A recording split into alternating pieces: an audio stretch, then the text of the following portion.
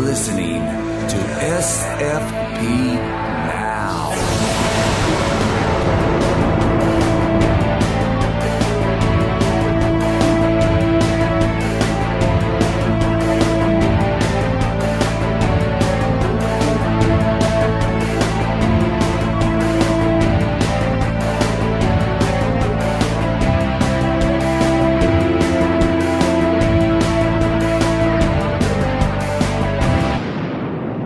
Hello and welcome to another exciting episode of SFP Now here on sci-fi-pulse-radio.com. We've got a great guest coming up in a few moments in the form of David Avallone, comics writer, actor and documentary filmmaker.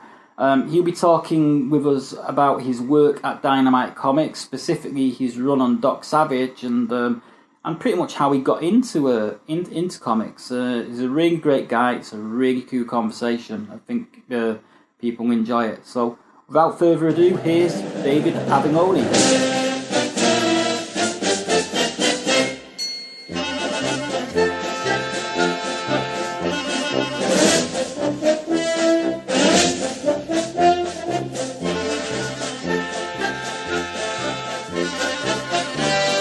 Here's comics writer, actor, director, and activist David Avallone. How are you doing, David? I'm doing good. How are you doing, Ian? I'm doing really well, and I'm really excited to be talking to you because I've been reading your recent comics, and I've really been enjoying them. So thank you. Thank you. I guess the first question I've got to ask you is you've come into the world of comics via the route of acting and directing.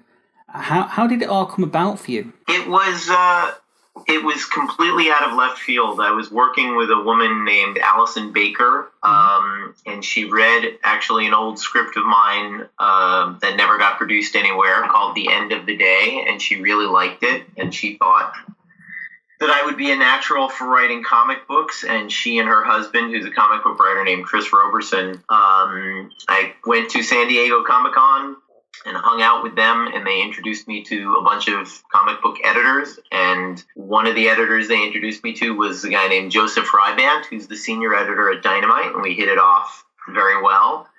And Dynamite, as I'm sure you know, holds a lot of these 1930s licenses for the classic pulp characters. And my father was a 1950s, 60s, 70s pulp fiction detective novel writer, and sort of raised me reading these 1930s pulps that he grew up on. So I'm not that young, I'm 51, but unlike a lot of 51-year-olds, I sort of grew up in the 1930s without growing up in the 1930s. I was surrounded by the literature and the pop culture of the 1930s. And my dad was a guy who talked like it was still the 1930s and 1940s.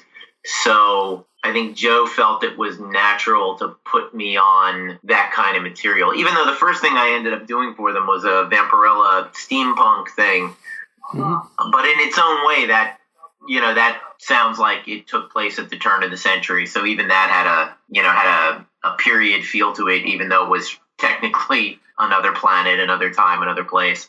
But yeah, that's how I got into it, was drinking at the Hilton Bayfront Hotel in San Diego and mostly talking about old movies with people. Cool. I was going to ask you about Vampirella, actually, because was you actually a fan of Vampirella before you got to write her?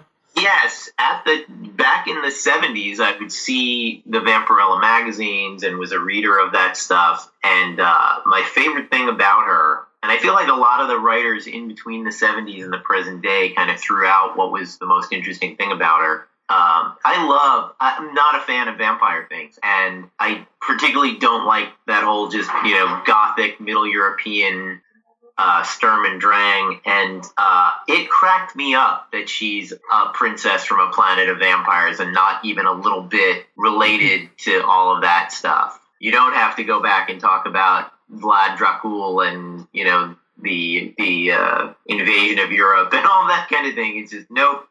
completely crazy 1970s origin story involving a planet of vampires. So I actually used that origin in my steampunk Vampirella because I thought it was hilarious. But yeah, I had sort of lost track with her over the years, and some of the reboots. And no insult to the writers. Some very good writers worked on her. But I think even some very good writers gave her a very boring new origin story. They made her I think she's like the daughter of Satan. Like they just went back to some fairly boring biblical. They changed her origin to something that was just, to me, a very sort of trite biblical nonsense that's very, very, very, very popular in the horror field. Yeah, so, I think they did that for the Vampirella movie, didn't they? When they changed the origin. I think that's right. Yeah. I think that's right. But I remember I did some research when I got the job. I'm a big believer in research, and I went back and read and looked at how the character had evolved since she'd been introduced, and I kept going, the girl I love is the outer space vampire chick from the late 60s, early 70s. So I'm just gonna stick with her. Yeah. And there was I didn't talk about the origin. If you read that Vampirella series, I don't think anyone ever comes out and says it. But I had my artist recreate. It was a panel from one of the old Warren comics showing her planet, which had twin suns. And I had that panel as a painting on the wall in her office. Wow. And she keeps a painting of planet Draculon in her office. I'm like, if nobody picks up on that, that's fine. But that's my girl. So basing his Star Wars nicked their origin story for Luke Skywalker from Vampirella. Yeah. They have a lot in common. They're both very petulant. Mm-hmm. I mean, it's actually very obvious from what little I've read of your work. So I've my introduction to you has really been Doc Savage and Ring of Fire, but it comes across very obvious that you're really a big fan of these 30s pulp characters. The way you write your dialogue, it's how I imagine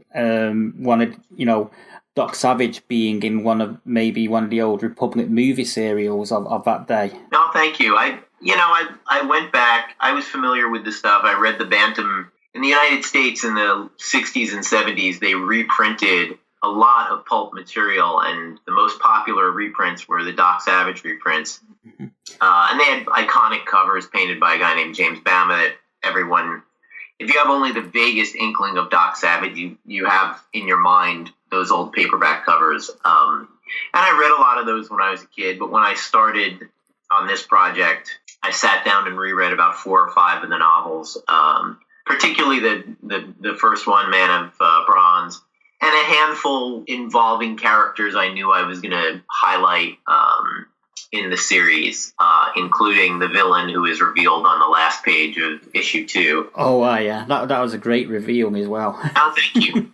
Yeah, some of the fans, and I totally get this, have rolled their eyes a little bit and said, again with John Sunlight? And I reread the John Sunlight novels, and he's such a great character.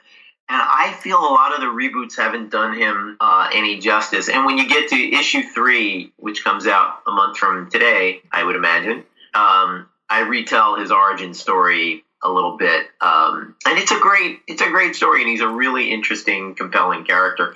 Doc Savage is alone, I think, in the canon of heroes like him. There are everybody has an arch villain. James Bond has Blofeld, Holmes has Moriarty, The Shadow has Shiwan Khan, and actually a handful of other guys. Batman has the Joker, Superman with Lex Luthor. Nash Gordon being the Merciless. Yeah, exactly. Whereas Doc Savage, just you meet him once and he beats you. You never see him again. And John Sunlight only shows up twice in the original pulps. He's the only guy that ever comes back. Which makes him interesting, but he's also the biggest threat in the 100 and however many novels Lester Dent wrote. No one ever challenges Doc the way John Sunlight does, and the specific way in which he challenges him really is a natural for the story I'm telling. In the old pulp novels, John Sunlight is the one man who found Doc Savage's Fortress of Solitude, which it was called long before Superman had one. Yep, I know. And discovers his super science weapons and starts using them against the world. And it's also in a story set in 1938. I don't think it's a big stretch to say that the world is on the brink of all of the worst weapons of war being invented, devised, and deployed. Mm-hmm. They had a round of that in World War I with aviation and chemical weapons and poison gas and flamethrowers and tanks. And World War II was just another horrible wave of that. And sitting in between those two wars, you have Doc Savage sitting there tinkering away on just horrible, dreadful weapons and not thinking even a little bit about how they're going to be used in the future. And I think it's useful to use Doc Savage to ask that question. Should we invent things just because they can be invented, knowing that someone somewhere will eventually get around to inventing them? So, like a lot of, I tried to write something that I think you could have written in 1938, even seeing what was coming down the road with atomic science and, bigger and more devastating weapons of war. Mm-hmm. Yeah, I think you've very much succeeded in that, to be honest. Thank you. So, a question I've got for you, this is an interesting one, but the character of Doc Savage, we've only ever actually seen a movie of him back in 1976 with Ron Ely, which unfortunately it didn't really work, and it was overshadowed very, very much by Star Wars at the time. As someone who works in the art of making movies and documentaries as well as writing comics, what do you think are the essential elements that a movie producer would need to actually produce a good Doc Savage movie? One that was true to books. Well, I think the first Doc Savage movie is very much harmed by it's 2 years, 76, I think. Yeah, it's 2 years before Superman, the movie, the Richard Donner film.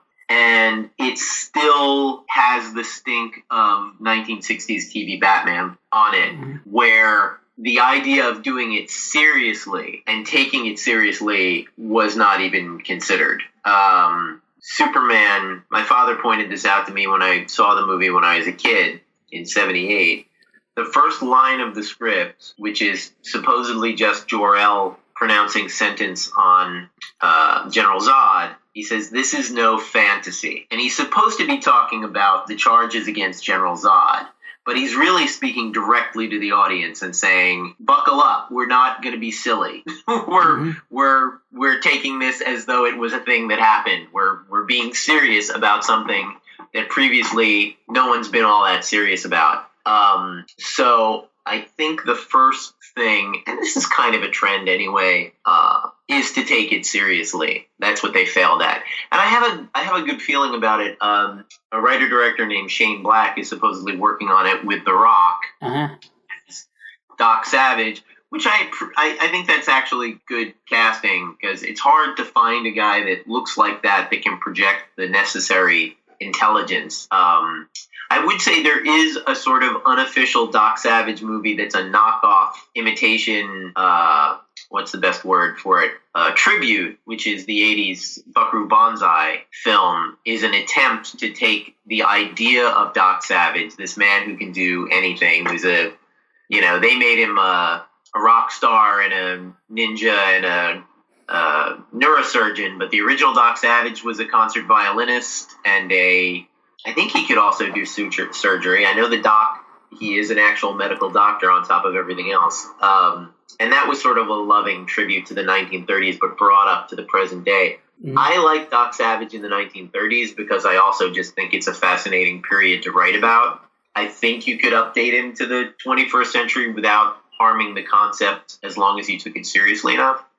He's probably an astronaut now as well. Yeah, right. That's an additional layer of genius and competence. Buckaroo Banzai drove the jet car and invented the jet car, and so he was sort of an astronaut. Funny enough, this is sort of I don't know if it's going to go anywhere, but my artist and I, Dave Acosta, were talking about we've had a ridiculous number of conversations about Doc Savage's hair because James Bama, for whatever reason, painted Doc Savage's hair as this unmovable helmet-like skull cap. Yeah, no. Which, in one of the original novels, I think it may even be in the first novel, Lester Dent describes it as being slicked back like a skull cap, but Bama took that to sort of a ridiculous degree. We compromised in the comic, and I think came up with a good solution where, yes, it is slicked down like a skull cap, but it is very clearly hair. It's not some crazy thing sitting on top of his head.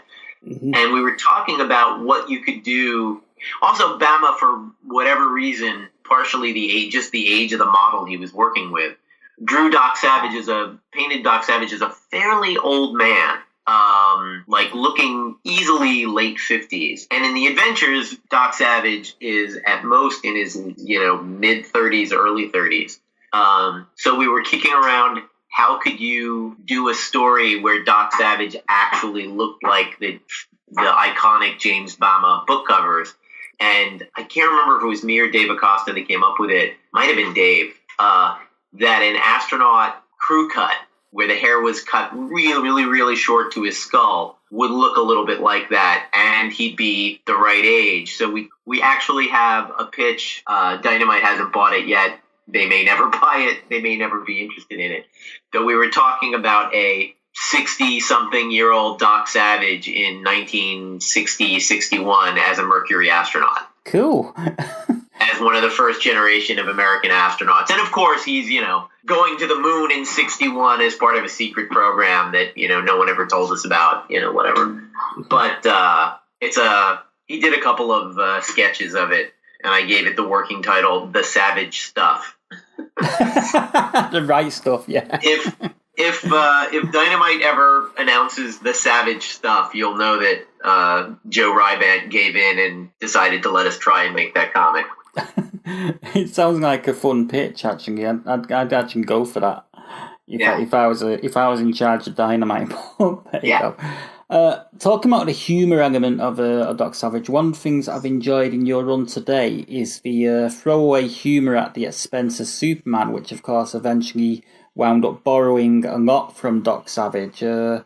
What can we look forward to like that in future issues without too many spoilers, maybe? I'm trying to remember if I make another Superman joke like that. And that, I have to say, I had no plans. I hadn't planned on doing that, but in issue 2, excuse me, I wrote a scene where Doc Savage jumps out of the bottom of an airplane wearing a scuba suit and a parachute.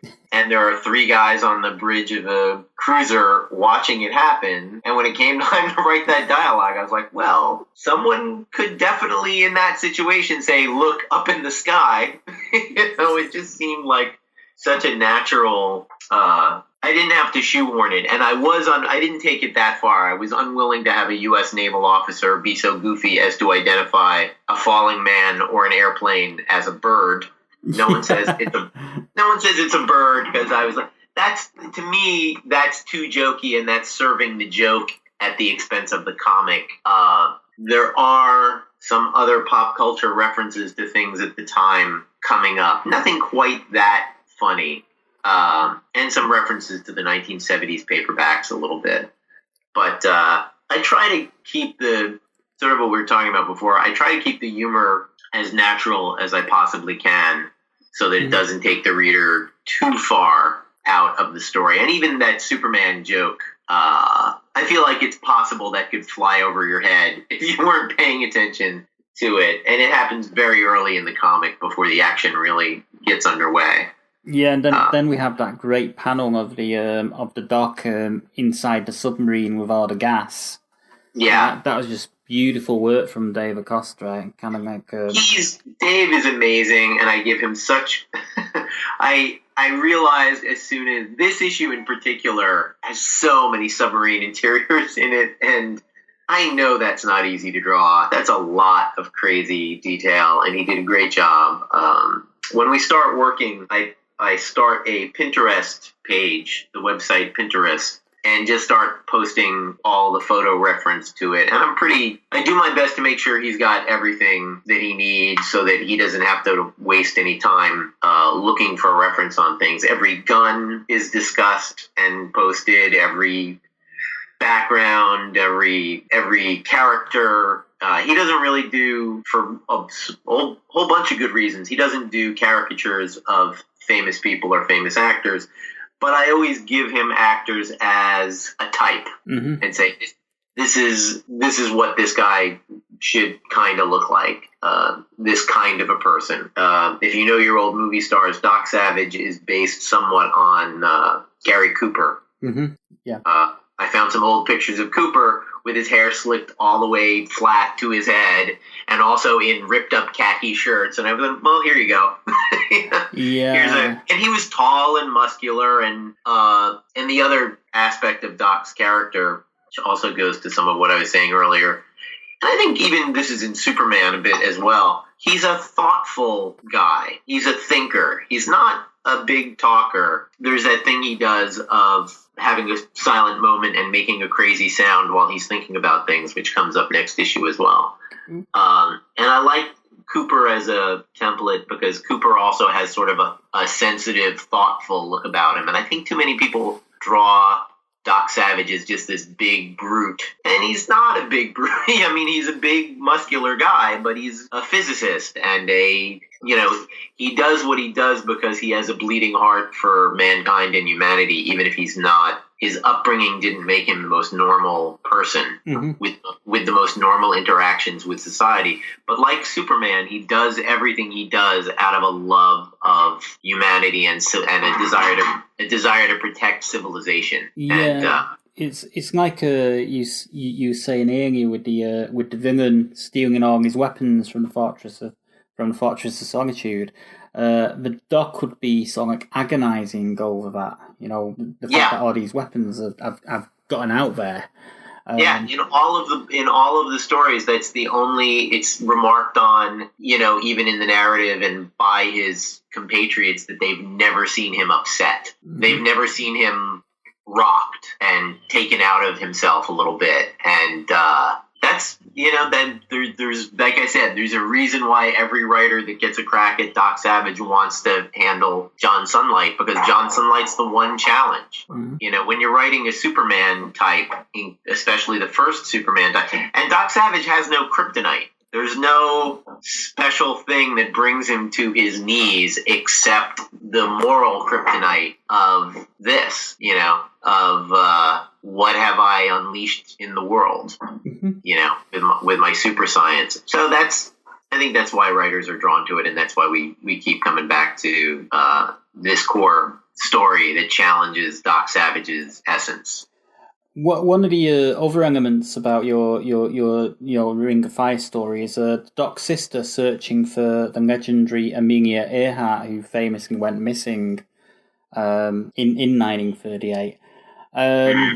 Is she going to remain lost in history, or is that too much of a spoiler? You'll have to stick around for issue 4 to answer that question. I mean, there's a degree to which. It's a funny thing. It always cracks me up a little bit when the nitpickers are like, oh, but there was no... I mean, I use a real heavy cruiser as an example. I use the real USS Augusta. The admiral on board the Augusta, Admiral Harry Yarnell, is a real person. But if I made up a destroyer and an admiral, I think that would have been just fine because there was no Doc Savage in 1938. So obviously you're changing history. I play around. There are some things which are incredibly subtle jokes on history and how it worked out. The island in the first issue, Palmyra, in the real world, Palmyra is a coral atoll, or atoll, I never know how to pronounce that, which is a semicircle of, coral reefs that form an island. So, I mean, and this is about as far from being a funny joke as a joke can be, but I found the Palmyra Atoll when I was looking for a place to set that scene, and I went, well, okay, so it was an island, and then John Sunlight blew it in half with a volcano, and now it's a coral atoll, because that's what's left Palmyra Island. So long story short, I try to do as little damage to real history as possible. Apparently someone repairs the USS Augusta in time for it to carry Franklin Roosevelt to his meeting with Winston Churchill in 41. Mm-hmm. All of that said, I'm not changing history to the degree where Amelia Earhart returns to the United States, runs for Senate, and dies peacefully in a New York suburb in 1959. You know what I mean? Like, I would not feel comfortable doing that because that's a little too, what's the word? It's a little too much of a wish fulfillment to give Amelia some incredibly happy ending where she gets everything that she deserved and where there's no tragedy associated with her. Mm. So without telling you too much, obviously she is a character in the series, and I'm not faking out the audience by only having her appear in dreams. You definitely, issue 3, you spent a lot of time with Amelia Earhart. Issue 4, you spent a lot of time with Amelia Earhart. But her final fate still leaves her out of the public eye. And that it doesn't. Let's put it this way: in the 2017 that would take place after my 1938, everyone would still think she vanished on her round the world tour. Mm-hmm. Yeah, she's my Ark of the Covenant. Indiana Jones found her, and the government threw her in a warehouse, and we never knew that the Lost Ark got found. I'm not saying the government throws her in a warehouse, by the way. I'm just saying that it's that. It's, the Lost Ark has never really been found. You make a movie about a guy finding the Lost Ark, you have to end it with the public never knowing that it was found. Yeah. So this is sort of like that. So she was abducted by the Crystal Skulls. Yes, that's exactly what it is. and they locked her in a refrigerator. Yeah, something like that. They locked her in a refrigerator inside a Mayan temple of doom, apparently. Yeah. Dynamite has, as you said, Ian, they have a pretty big catalogue of vintage pulp characters. To date, you've worked on The Shadow, Doc Savage, and Vampirella. Are there any left that you'd like to have a shot at? That's a good question. I have to say, the top of my list coming in would have been The Shadow and Doc Savage, bar none. Mm-hmm. So I'm thrilled, and I'm particularly thrilled. The Shadow thing, I really got to get my hands into the history of that character and say things that I wanted to say about that character. And I'm doing that a lot on Doc Savage. I would love to do more of those characters. And of the pulp characters, Dynamite doesn't have G8, who you may not have heard of, because he's never really been revived. G8 was this incredibly fantastical World War I flying ace, and they were supposed to be just World War I stories, but he's always the very first pulp with G8. The Germans have giant flying bat creatures that wipe out half the French countryside with poison gas. So all of the stories are incredibly crazy and over the top, and I would love to write a G8 story.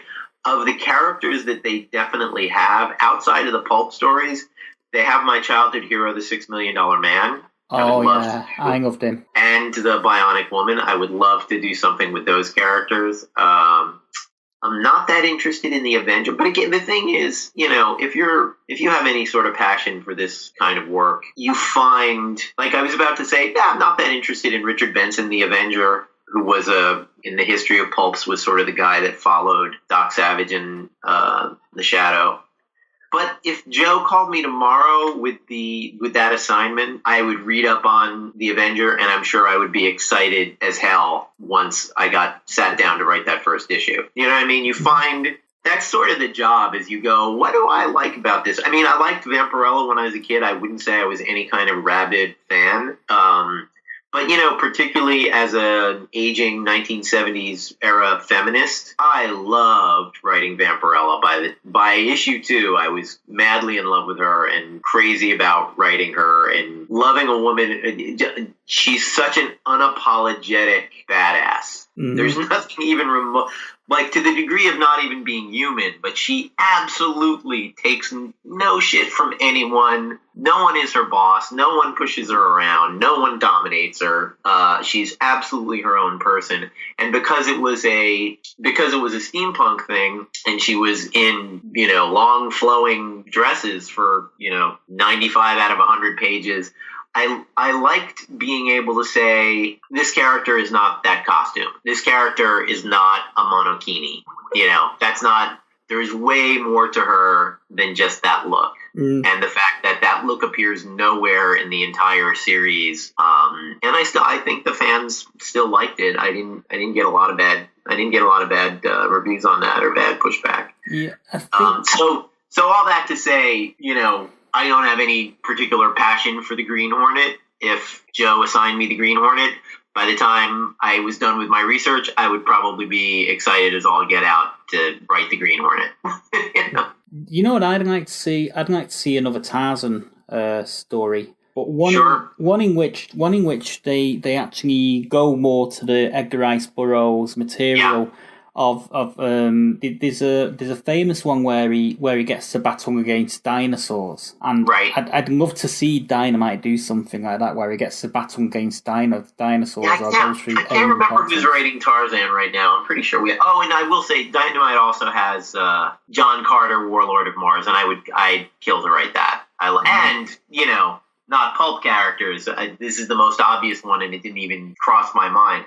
They have the James Bond franchise, and everyone who writes for Dynamite, I'm sure, is pestering Joe about when do I get to write James Bond. I came up with an incredibly dark pitch and passed it by him, even knowing that the job wasn't available. And he's like, yeah, they wouldn't let me do that.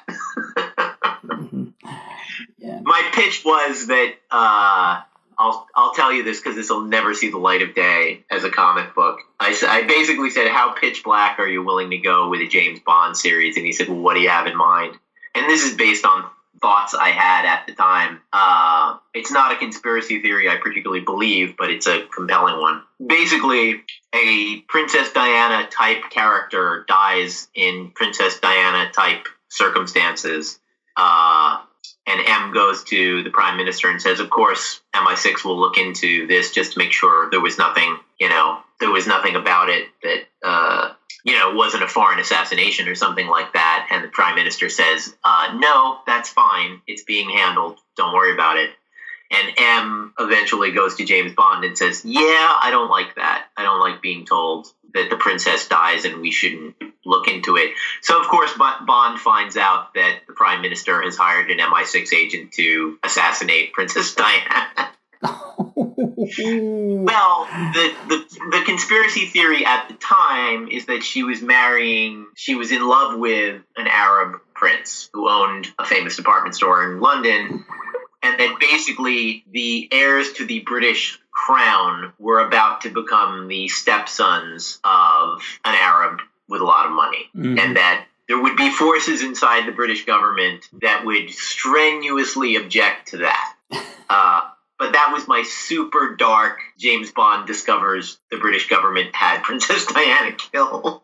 Yeah, it's probably a little bit too close to the reality. Yeah, well, there's that too. But yes, Eon Productions is not looking to start a fight with the royal family or the British government. So that was deemed too pitch black for an official James Bond comic book.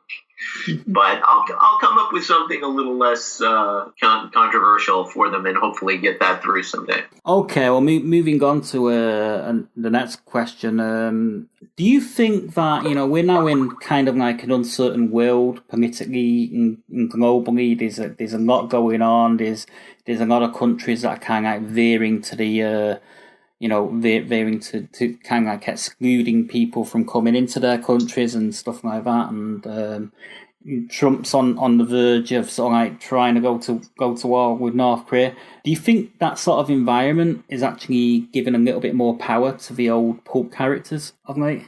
I think, I think that the world goes through periods of volatility, obviously.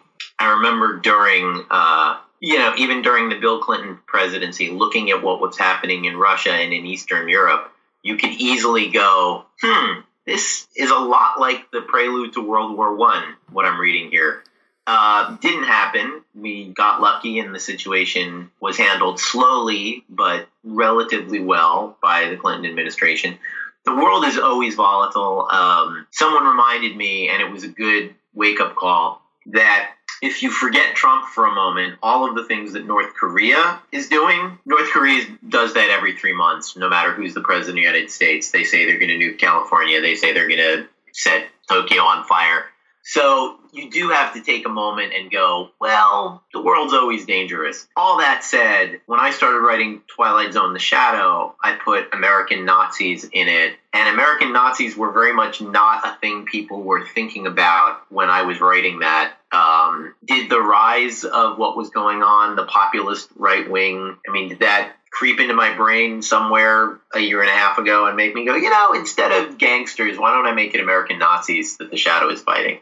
That's entirely possible. And I think that anytime the world gets complicated, people want simple solutions, even though there aren't any simple solutions. And the hardest thing in the world is to sell the argument that the world is complicated and complicated situations require complicated solutions. Doc Savage and the Shadow are incredibly simple solutions. The Shadow senses the evil in people and kills them outright without a trial, and I addressed how crazy that is in my comic. I didn't make him stop, but I certainly made him think about it.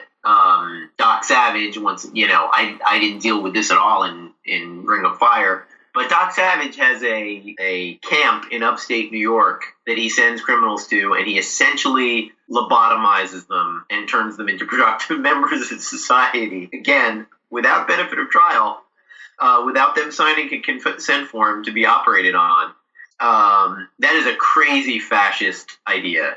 In 1930, the crime waves that were going on at the time and with what was going on in the world, the idea of a scientific way to make bad people good was an appealing idea.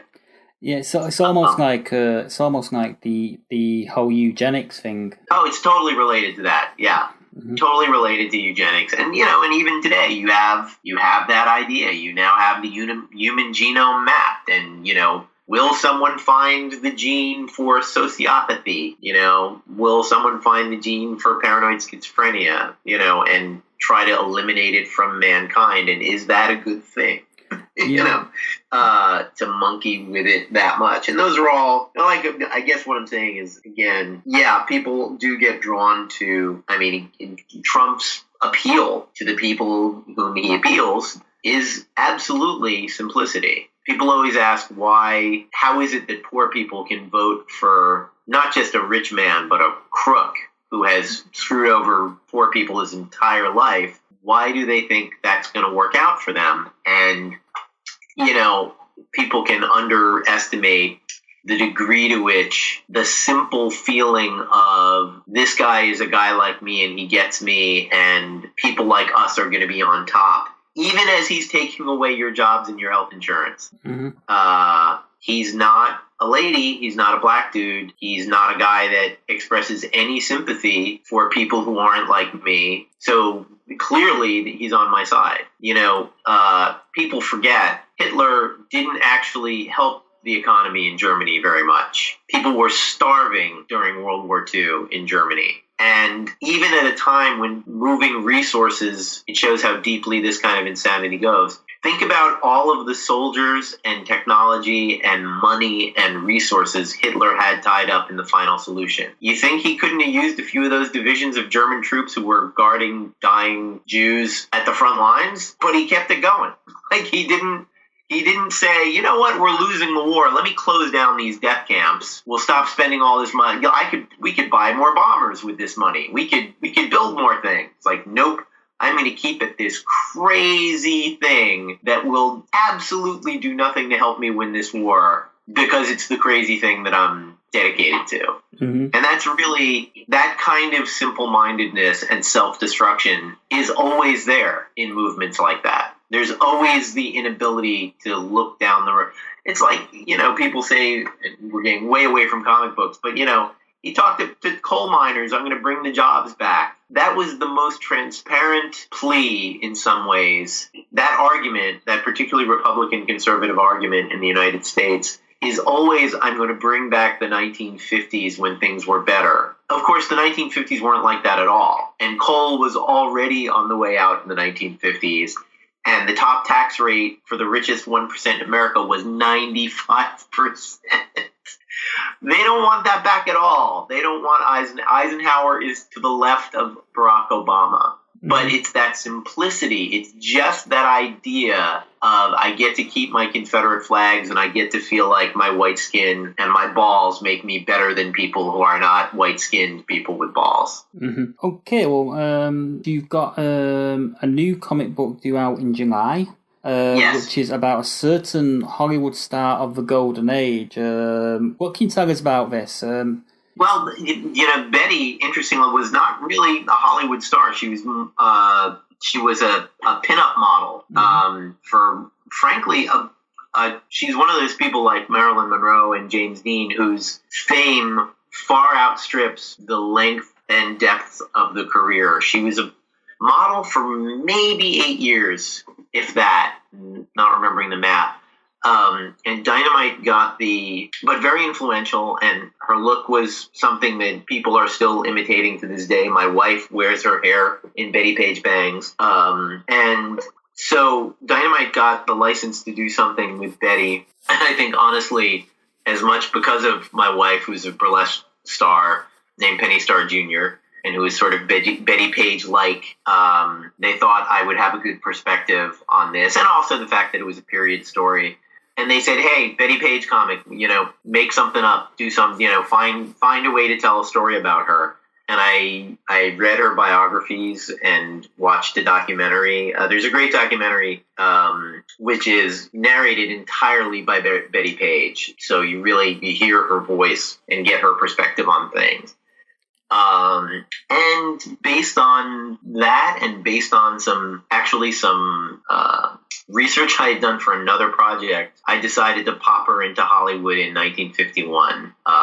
During that period, she was traveling between New York and Florida a lot, but I figured she could have spent a month in Hollywood, and have these fictional exploits, which kind of, I have her interact with sort of all the fun cliche aspects of 1951, the Red Scare, and it's just the dawn of B science fiction movies. She ends up starring in a B science fiction movie called Invasion of the Space Commies. Yeah, no, it's definitely more self-consciously comical than anything I've ever written. Because Betty was a sharp, funny lady with a very, I think you come away with listening to her talk, a very clear-eyed, unpretentious idea of who she was and what she accomplished in the world. And that's a fun person to take you through an adventure story. So I have her in the first issue. Something happens that makes her flee New York, and she gets involved with a Howard Stark type who whisks her off to Los Angeles. And I was doing research for this other project and discovered there was a fascinating connection between the Aleister Crowley cult Thelema, Scientology, and the founding of the Jet Propulsion Laboratory. All kind of revolved around this one guy named Jack Parsons. And I decided to have her essentially get involved with a fictionalized version of Jack Parsons. And it wasn't that far off reality, because in her real life, Betty got involved with a really fascinating industrialist, designer, scientist, who was also a flashy, handsome dude with a thin mustache named Richard Erbib, who was running around with Betty behind his wife's back. So I sort of fictionalized Richard Erbib, threw in a little bit of Jack Parsons, and came up with a crazy sci-fi action spy conspiracy story for Betty to run around in for 4 issues. Cool. It sounds like a lot of fun. And of course, there's also the fact that Dave Stevens, when he developed the Rocketeer, he based the Rocketeer's girlfriend Betty on Betty Page. Yeah. Oh yeah, and that's where I had probably seen photos of Betty in fan magazines off and on, but Dave Stevens' Betty Page tribute really brought her back into the public eye. That's a completely well-known and uncontroversial thing to say. And one of the variant covers which they released is actually a recreation of one of the Rocketeer pages. Cool. Can't remember the name of the artist. I think Lisner? No, that's a different cover. Again, they're issuing like 8 variant covers with this one because Betty's fans are such avid collectors, and Betty is such a great subject that everybody wants to draw her.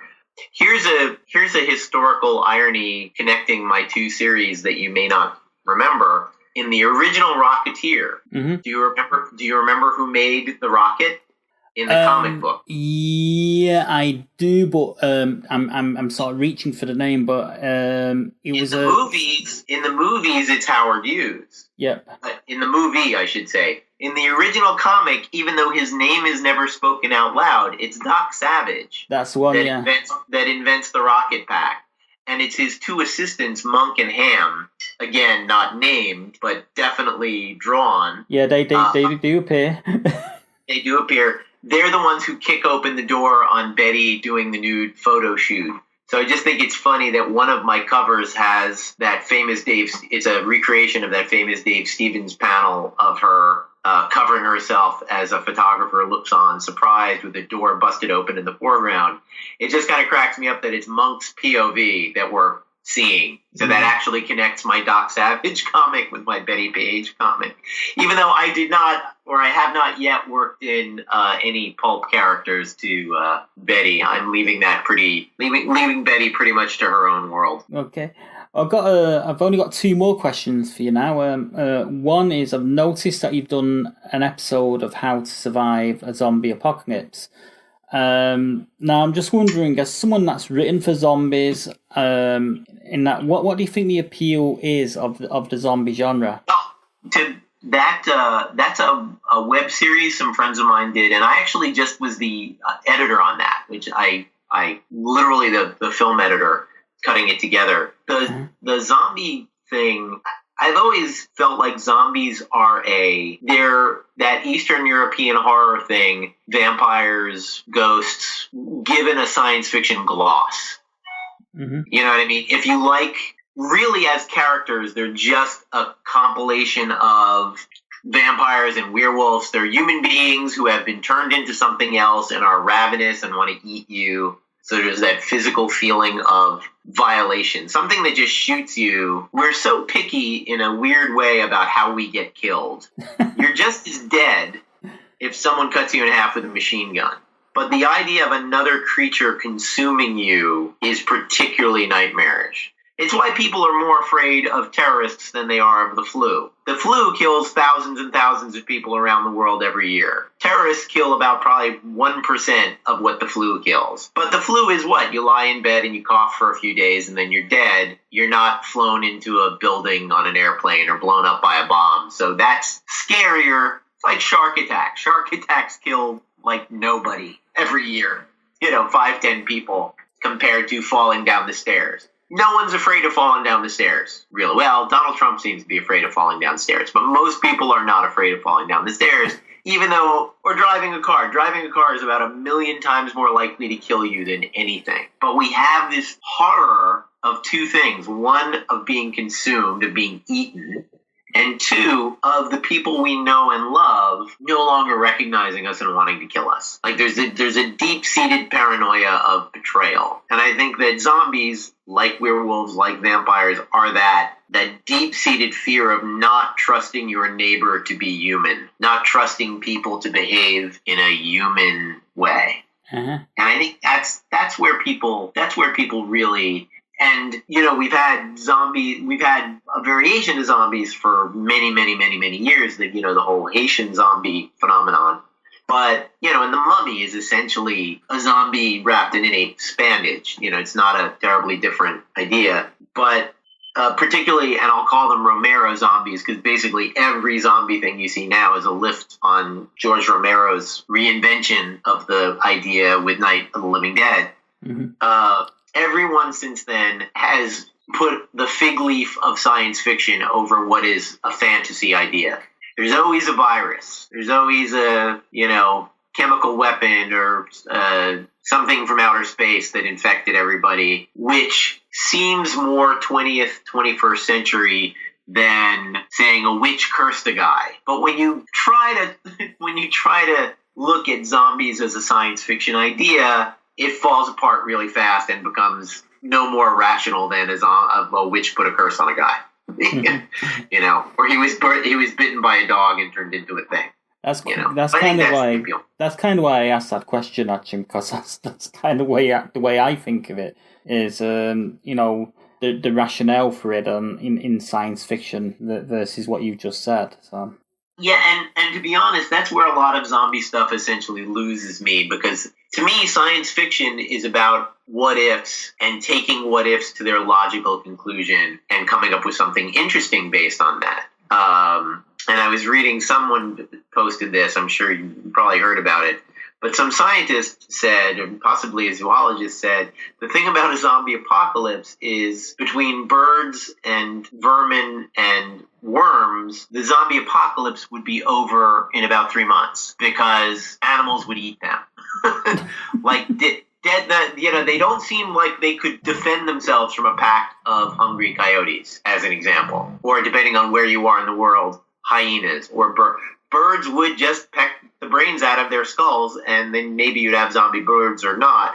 But to me, good science fiction keeps asking questions. And something like The Walking Dead, the first season I found to be compelling science fiction, even though it did still sort of violate any sort of rules of science. But as it goes on, it's like they're not asking those questions. They're asking questions that literally you could ask in any end of the world scenario. But the zombies are treated like a natural force you can't ask any questions about. I'm going to get all sorts of people throwing hate messages at me on Twitter now because I kind of got bored of The Walking Dead. I got about not quite halfway through the second season, and I just switched off. Yeah, I stayed with it probably into the third season, but it was reflex more. I wasn't particularly enjoying it, and I didn't particularly enjoy what they did with the characters. But, the science thing, just to wrap that up, in the first, I think it's even the first episode of The Walking Dead, there's a zombie crawling towards him that's a torso and arms and a head. And just the part of me that can't stop thinking about reality and science went, wait a minute, that's a creature with no digestive system. How can it want to eat something? What virus makes an animal not have to eat to live, but have to think that it has to eat to live, even though it can't absorb food? Wouldn't an animal without a digestive system be dead in 3 hours, stops, no matter what alien virus was animating it? Also, and you start asking those questions, and then the whole house of cards falls apart pretty quick. Also, with zombies and with them going around eating so many people on a daily basis, how come the roads and everything are so clean? Yeah. Well, and also at one, it's supply and demand. There are a lot of zombies and not a lot of survivors, and the survivors escape a lot. Wouldn't they, when you see a crowd of 1,000 zombies chasing 3 people, even if they catch them, 30 zombies catching 3 people, I'd say half of those zombies aren't going to get any food, and they're going to die. But they never do storylines about them dying off because there aren't, the evolution stops dead at the idea of, and now there are zombies. And then they sort of stop thinking about it, And at least in 28 Days Later, they had the idea of the blood carrying the contagion.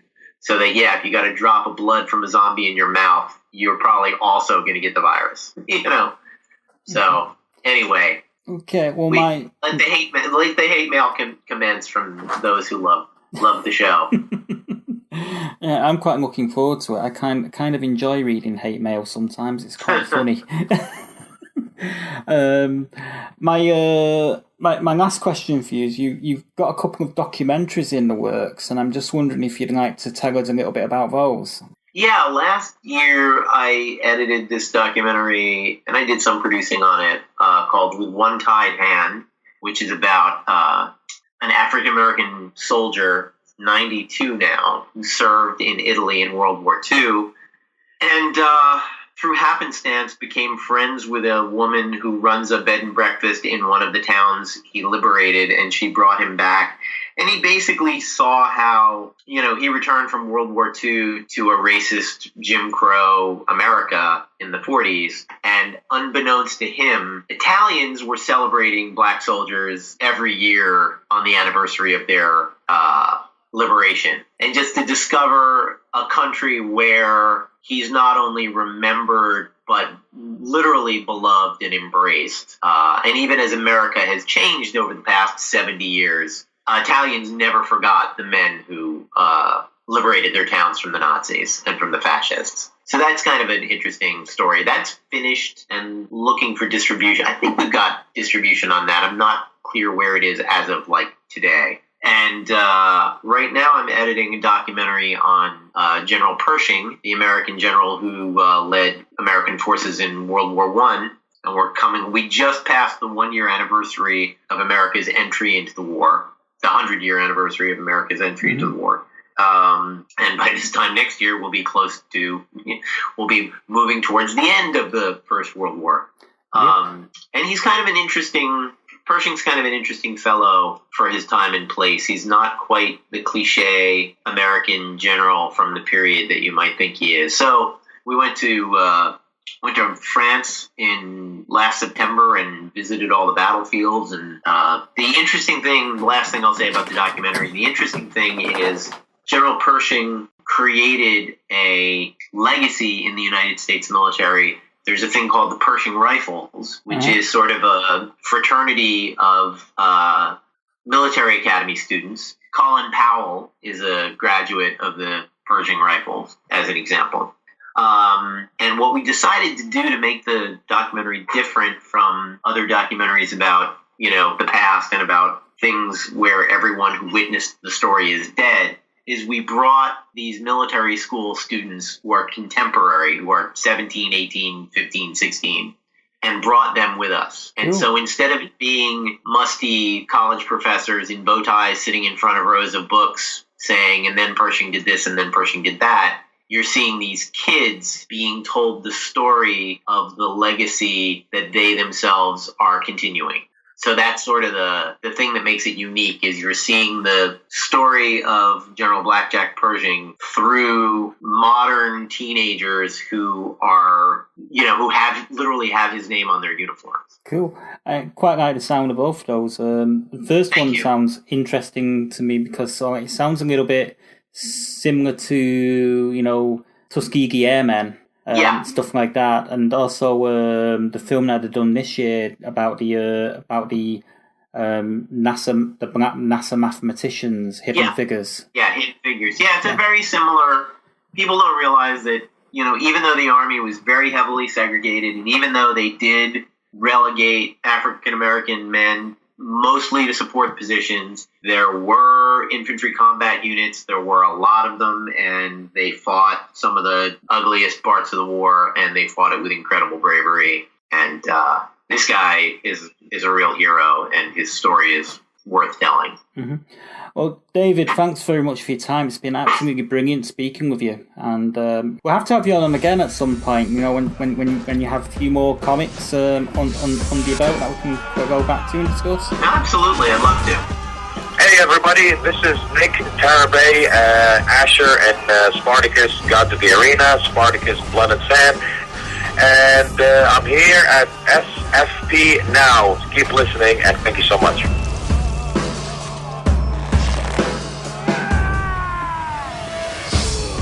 And, I'd like to thank David Avallone for his time. It was a great interview. I really enjoyed speaking with him. We sort of had a lot in common in terms of the pulp heroes, and I really enjoyed doing that interview. Joining us now is Raisa Devereaux. Hi.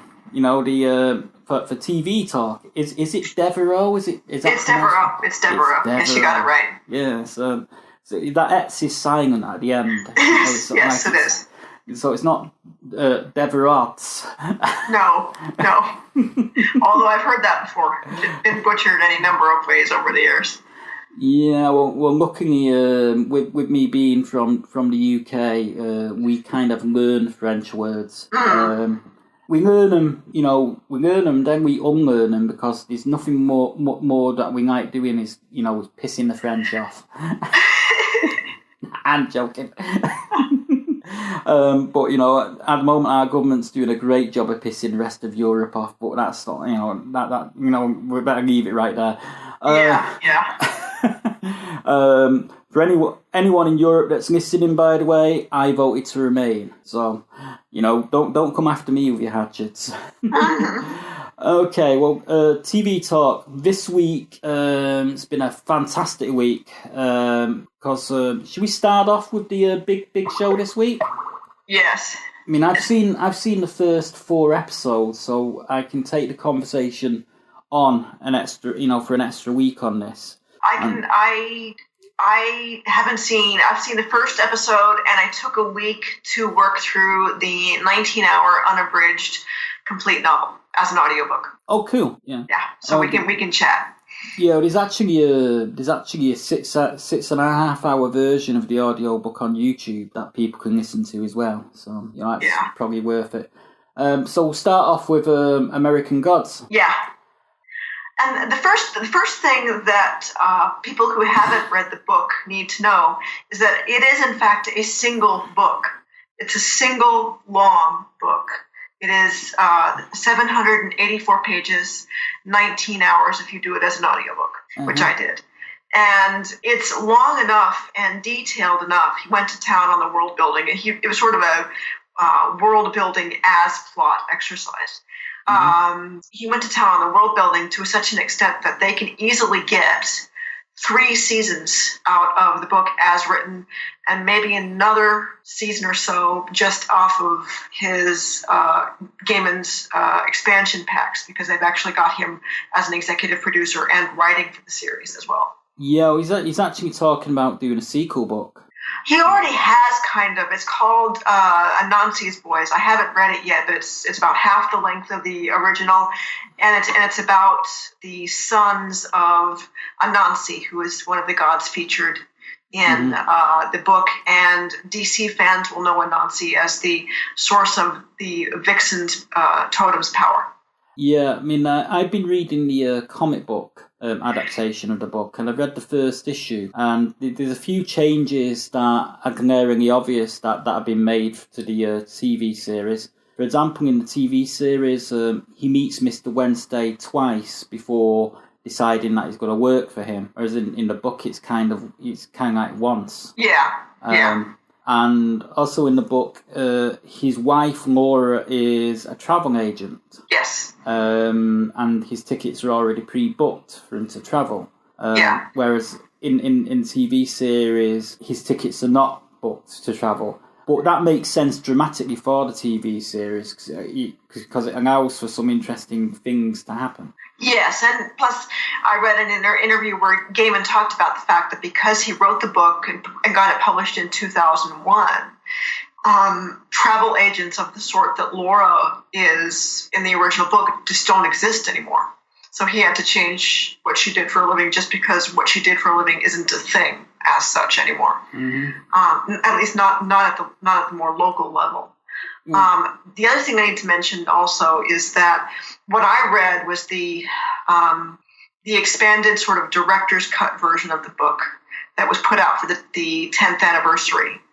And Gaiman narrated the foreword for the book himself, as well as the Coming to America vignettes. He narrated those himself. And one of the things that he said was actually kind of poignant in the foreword for the 10th anniversary book is that after the book was published, one of his first gigs in 2001 for autographs and whatnot was at a bookstore in the Twin Towers. Wow. And he pointed out that the bookstore in the Twin Towers would be gone within months. And, and he was very aware that 10 years had gone by. and that at that point 10 years had gone by, and he felt the shifts in the world, and that he felt how things had changed and remained the same. So he understood the power of what he had written in the context he had written it in at the time.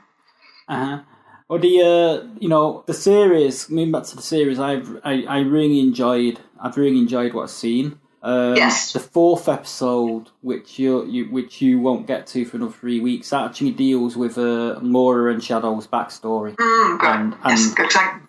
And it ends where the third episode ended, sort of thing. Oh, okay.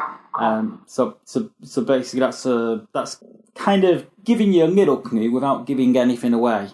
Yeah, having read the book, I can guess, and I'm glad I've read in interviews that one of the things they did for the adaptation for Starz was they expanded the female roles, because the female characters were not as prominent in the book. Yeah, I mean, what did you reckon to the whole? Is it? Well, I won't say the name. I think it's Bilquis. Bilquis. Bilquis. Yes. Or the Queen of Sheba. Queen of Sheba, and she's a piece of work, and I'm glad that they managed to keep her entrance basically as written. I thought, damn. Yes. Yeah. It's all like it's kind of like when guys are joking around with each other and they say, "Oh, you don't want to go with her; she'll eat you up." Yes, that's quite literal. Yeah, in the book, and I thought that was funny. She's one of the characters that's going to be expanded. It's kind of interesting because in the book she's in that memorable entrance, and then you don't see her for a long time, and then you only see her for about a scene and a half additionally farther in the book, and that's it. Yeah, well, you're going to see her again in episode 2. Awesome. And basically in episode 2, she has a whole scene where it's a montage of her different lovers and conquests. Okay. And the scene actually ends where she goes to a museum exhibit, which is in homage to her, sort of thing. Oh, cool.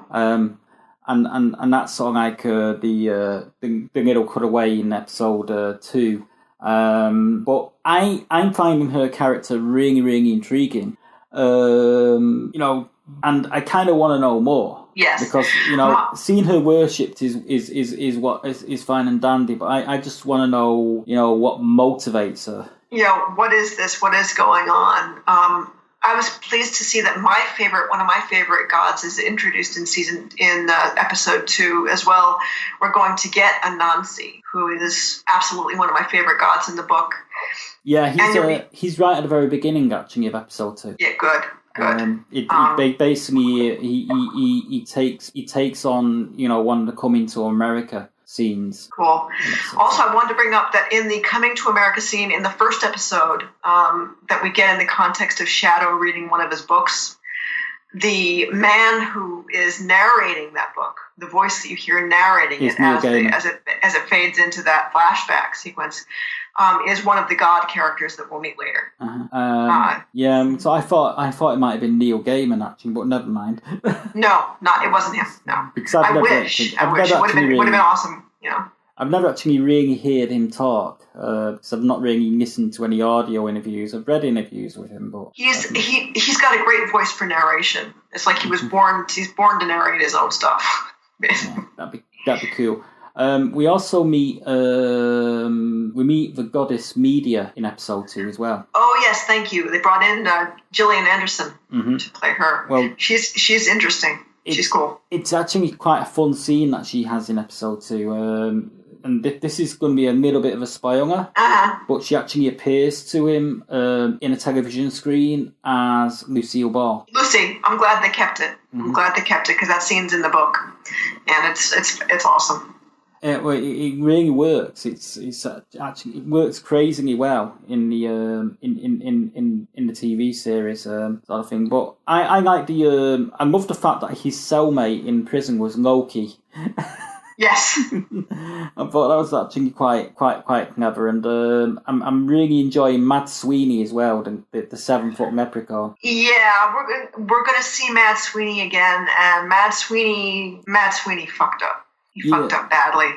Yeah, we you know, you kind of see the results of that with Laura. Yes. That's basically how he fucked up, basically.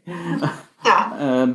But it's just, I'm really enjoying it. Ian McShane is just made for the role of Mr. Wednesday. He's awesome. He's awesome. I mean, you know, his performance as Mr. Wednesday kind of reminds me of his performance as Lovejoy on so many levels. It's totally crazy. Only obviously Mr. Wednesday is a lot more crafty and devious than Lovejoy was. Yeah, and for those who are unfamiliar with who Wednesday is and have kept yourselves unspoiled in terms of... It's Odin. He's Odin. Wednesday because Wednesday is Odin's day. Is Odin's day, yeah. You know, so I think basically most people that are amateurs in mythology will know that much. We'll know that much, yeah. So, I mean, obviously Thursday is Thor's day. It's Thursday, and regrettably, we find out what happened to Thor, and it's not nice. Yeah, I bet it isn't. But I've enjoyed the first 4 episodes. I've got to be honest, and I can't wait for episode 5. Yeah, I'd say, and like you said in your review, it's a great series to watch while you're waiting for Game of Thrones. So.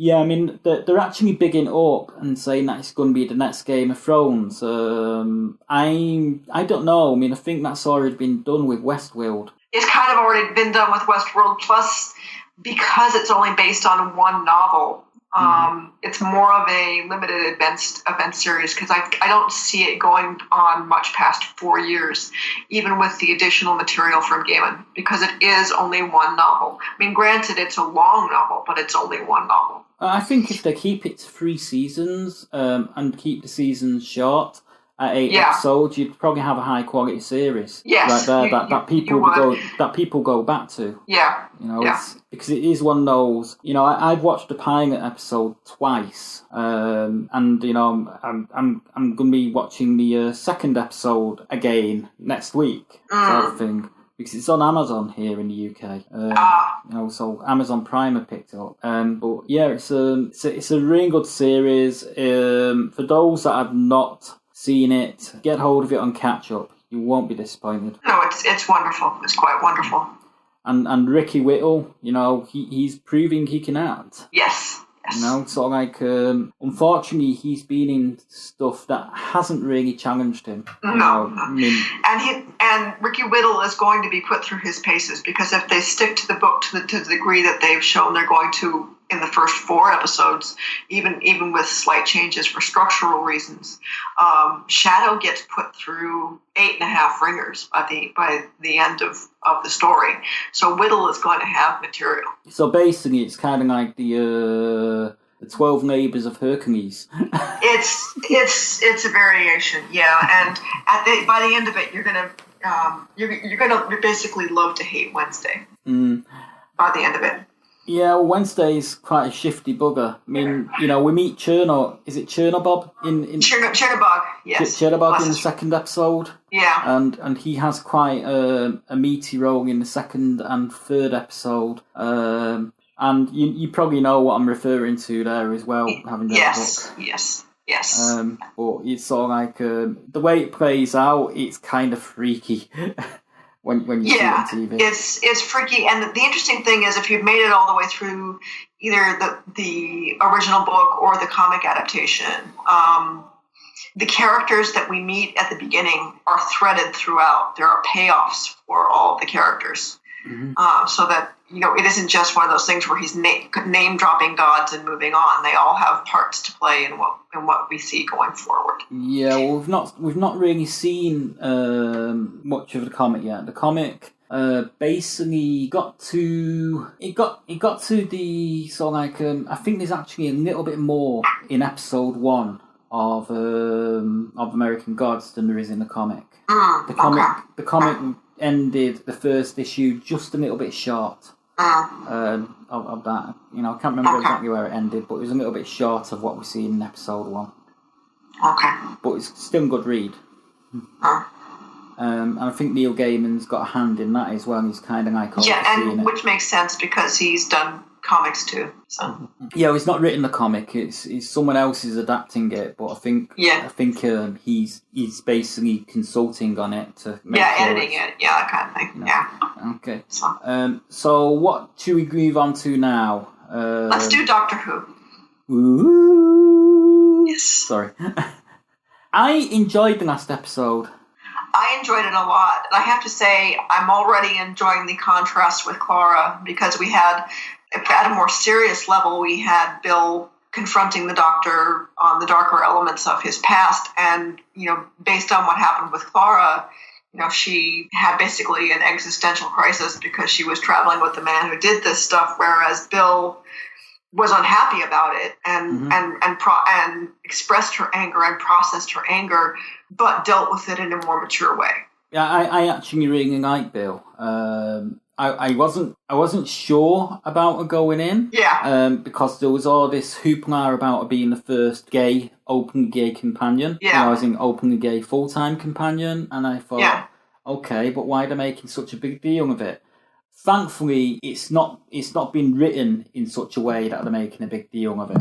No, it's an element of what's there, and I'm certain that we'll see Heather again by the end of her arc. Mm-hmm. Which is they spent too much time setting that up. It's something I was really worried about with the amount of hoopla that was going on in the press. And stuff like that. It's often quite worrying that. And while I'm speaking to you here, Pepper Cat's trying to get herself onto the window ledge, and she's destroying my curtains. Oh dear. So I better help her out. Give me a second. Okay. You want to go on there? You don't want to go on there? What are you doing? Don't you wag your tail at me, madam. Okay, fine, whatever. Sorry. Okay.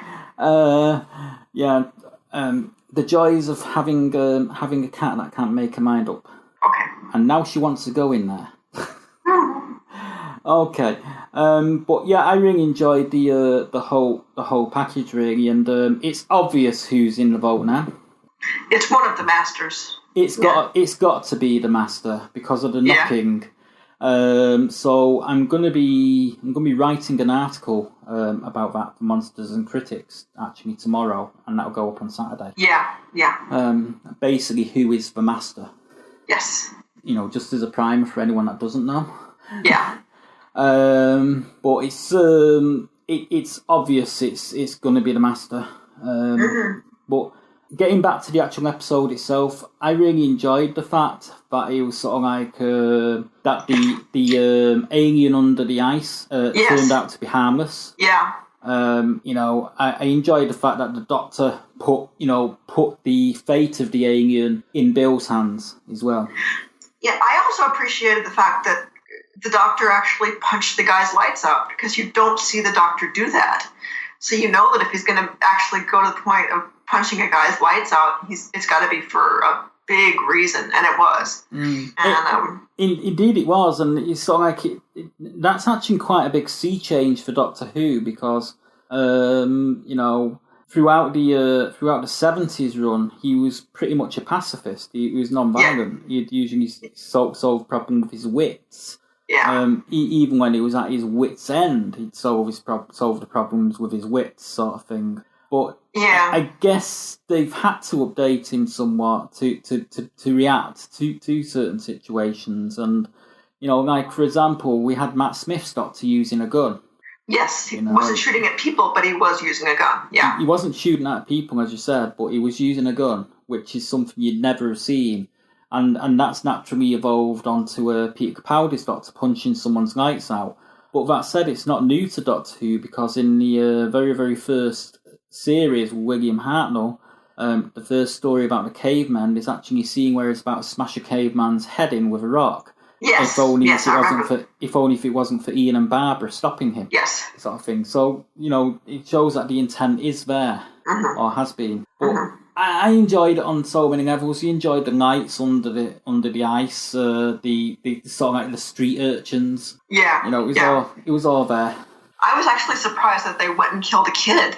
I mean, they dragged one of these little street urchin kids under the ice. That's not a small thing. It's not for a family show. Not at all. And if Mary Whitehouse was still alive, she'd be complaining to the BBC about it. Yeah, I thought about her when I watched it. I'm like, oh my god. Yeah. Yeah, I kind of miss the old dear, to be honest. You know, I wonder what she'd make of reality TV. Oh god. You know, she would have a problem with that, and you know, certainly she'd have issues with American Gods, with it being sort of like about the old gods, Yeah. sort of thing. She'd have issues with that, but yeah, it's. I think it was an enjoyable episode. I think Dominic, who reviewed it, quite enjoyed it as well. Yes. And you know, I've got to say, I've been really impressed with his reviews so far. He's doing a good job. He's doing a really good job. Mm-hmm. Yeah. And you know, he even got a few classic series references in there as well. Yeah. Although you know, the review he did for the last episode, the one with the emoji robots. Yes. You kind of compared that with the Robots of Death and thought, no, don't see the comparison. No. You know, but I guess, you know, sort of like in a modern context, it is sort of like similar, but yeah. You know, but yeah, he's doing pretty good, I think. That's it. And you know, sort of like it's saving me from doing it, so that's even better. Not that I didn't like doing the reviews. It just kind of like took away from my enjoyment of the series a little bit, having to analyse it that much. Yeah. So, anything else Doctor Who related? No, I think we've covered it.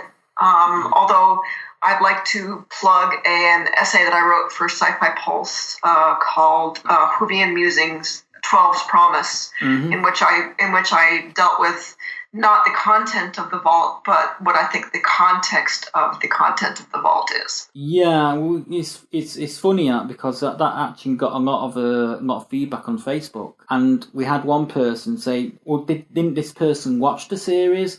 Clara wipes his memory and stuff like that." And I just sort of like turned around. I sort of like said to this person, "Read the goddamn article. Don't mind reading, you know, the top line and the heading. Just read the article." Yeah. Because you explain that. Yes. In plain English, in such plain English that even I could understand it.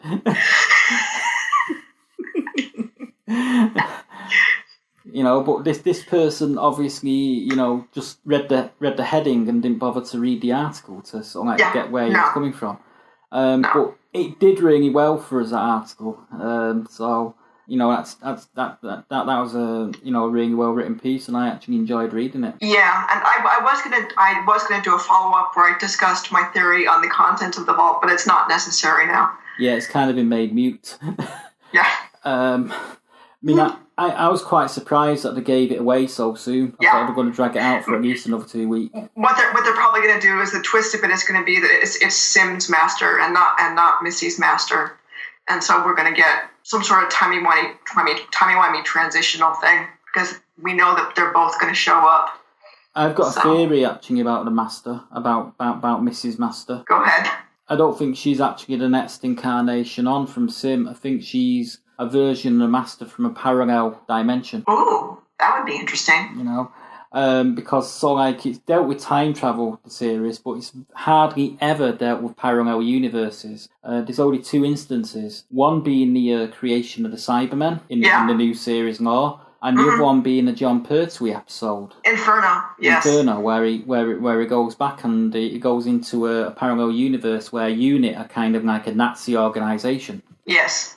You know, so I think it'd be fun if you know, the misses from, you know, a version of Master from parallel dimension, where the Time Lords are actually more of a matriarchal society instead of a patriarchal society. That would work, and apart from anything else, it's just because we've never had a multiple master episode on the canon show. I think Big Finish has done one, but I don't think we've had a multiple master story for the canon show. So because we've had, you know, multiple Doctor episodes out the wazoo, but we've never had a multiple master one. So that'll just be fun at the performance level. Mm-hmm. It would. I mean, I actually, although I had problems with Missy initially, I've always enjoyed, is it Gomez? Michelle Gomez. Michelle Gomez's interpretation, the way she plays her. Because although it's kind of a little bit over the top, it's actually quite subtle in comparison to the over the topness which is Sim. In fact, I'd compare her interpretation of Missy or the Master to sort of like it's probably the closest a female version of the character could actually get to, say, Delgado or Anthony Yes, Lee. Yeah. It's that level of performance and level of theatricality to it. Plus, I kind of like the idea that she's sort of like an evil Mary Poppins. Yes. I just like that. They've caught that perfectly. So they've absolutely caught that perfectly. Okay, so off of Doctor Who to Agents of S.H.I.E.L.D. Yes. Or Agents of Hydra. Yes, and the episode we're talking about now is the brilliant one where Daisy gets her powers back and immediately sends Madame Hydra out a window to the street. Mm-hmm. And Madame Hydra's aroused by her Russian henchman. Yes. As she comes out of the mainframe and she goes back in. I love the fact that Fitz is kind of beginning to have doubts, but he's still kind of like running things as if things were the status quo. Yes. And kind of like his father intervening sort of thing as well. Oh, yes. That's sort of like an interesting relationship they got going on there. But it's just about time May change sides back to S.H.I.E.L.D. They kind of, I think if they'd held her in Hydra any longer than they did, it just wouldn't have worked. No. Because she was out of the series such a long time. Yeah. And one announcement for those who don't know, Ghost Rider is returning for the finale. Yay! Yes. I have to say, I had my doubts about Ghost Rider coming in because I had seen the god-awful Nicolas Cage films, and Gabriel Luna justified bringing in Ghost Rider back because Gabriel Luna did what Cage couldn't, namely he committed. Mm-hmm. He committed, and he absolutely played Robbie Reyes to the hilt properly. Yeah, the trouble is with Cage, he sort of like, he did it in the form of, it's just a popcorn movie. I'll just sort of like do my thing and get paid, and that'll be it, sort of thing. Can you imagine Nicolas Cage as Superman? He was actually in line to play Superman at one point. I know. I remember, awful. I remember thinking that'd just be awful. He's completely the wrong build. Mm-hmm. He's not really attractive enough to be Superman. It's sort of like it doesn't, it doesn't work. He'd work better as a super villain. Mm-hmm. But yeah, I'm quite happy that Ghost Rider's coming back. But back onto the episode, I enjoyed the confrontation between Mac and Agent May. Yes. Mac was so ready to shoot her there and then, based on what she'd made him do, sort of thing. But so I kind of enjoyed that, and also Coulson coming back to himself as well. Yes. Or more to himself. Mm-hmm. It's apparently going to come to a head in tonight's episode where they're going to have to actually get the team members who aren't awake yet awake and the heck out of there. Yeah, so. I'm kind of looking forward to that. I'll probably be watching that tomorrow at some point. Cool. But yeah, so I think this whole mainframe idea has just been the framework idea has been really good. I really enjoyed it. So it's given us opportunity to see these characters as they would be in a different universe, and see them played differently. Yes, and I have to say I've enjoyed the whole season structurally in that they've logically been able to go from Ghost Rider to LMD to the framework with the Darkhold as the thread that binds it all together. Mm-hmm. Yeah, I've actually enjoyed that as well. And I've just got to say, if the series doesn't get picked up for a fifth season now, it's sort of like it's just a tragedy. Given that they've sort of like suddenly found a structure that works. Yes. So I think maybe the first season was kind of relying on the Avengers movie, tying in with the second Avengers film, or is it the Captain America film? Yeah. It was Captain America 2, wasn't it? Yeah, it was. And the third season, was the Inhumans. Yes. Which was pretty good. Yeah. The problem with the Inhumans season is it was supposed to tie in with an Inhumans movie, which became the Inhumans TV show that we're going to see this fall.